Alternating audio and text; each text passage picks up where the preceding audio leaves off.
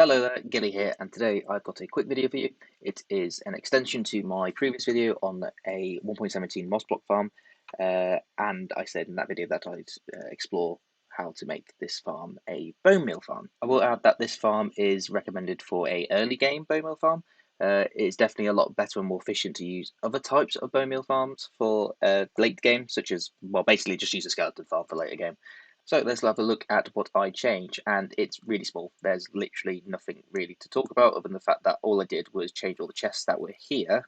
So there's 4 chests here, 4 rows of chests. I've changed them to composters, and I've got a hopper line going across to here. Now, the thing I've also changed is that this second composter here, which was originally supplying bone meal to the dispenser to make this a self-sufficient moss block farm, I've now converted that into basically pointing into the chest here. So this contributes to the bone meal that's producing the farm. That means that in my moss block farm video, I didn't really need that bit of moss block. This I didn't need this composter.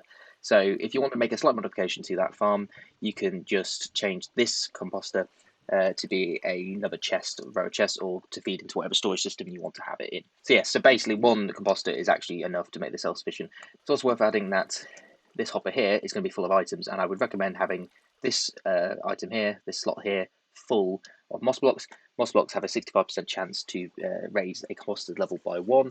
I'll get onto more of that in a minute. And so it, on average, and it's also the block you produce the most, so I recommend having this one here. And then the slots here, it doesn't matter which ones you have there. It can be any of the other items in the farm. So how much bone meal does this produce? Well, it produces 775 per hour.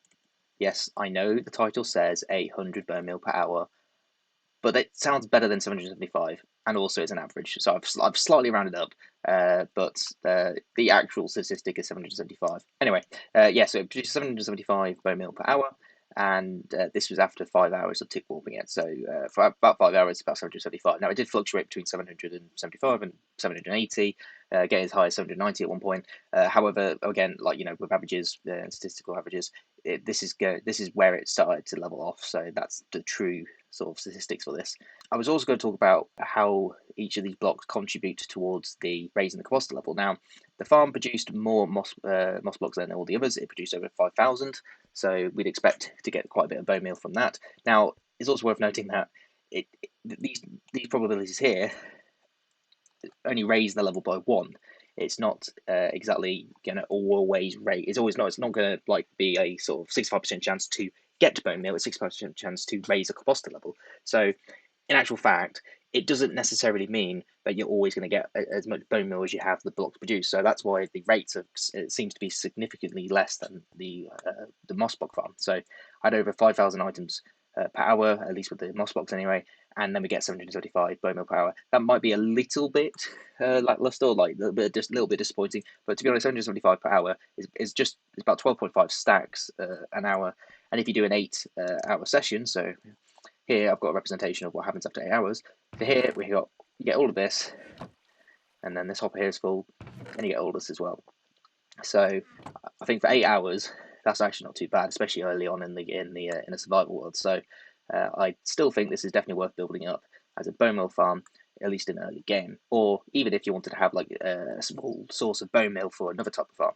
Each of these blocks have a different chance of raising cost level. So yeah, moss block is got 65% chance to raise cost level, so it's pretty likely it will raise it up. Again, like I say, it's only 65% chance, and you've got to raise cost by at least 7 levels anyway. And then the moss carpet has a 30% chance to raise it. So do wheat seeds, and azaleas are the same as moss blocks. They give 65% chance. Now the best one actually is flowering azalea. That gives a 85% chance to raise cost level. However, not as many of these are produced in the farm, so it's not like you can just decide to use an item filter and go, I'm only converting these into bone meal. I mean, you could if you wanted to, but it's not necessarily going to be a very higher rate bone meal farm.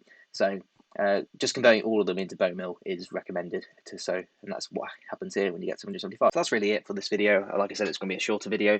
The details of how this farm works will be found in the description, because my video on the moss block farm will describe that perfectly. All this video is an extension of it, like I said. If you like this video, please give it a like, subscribe if you want to see more, and I will see you next time. Bye bye.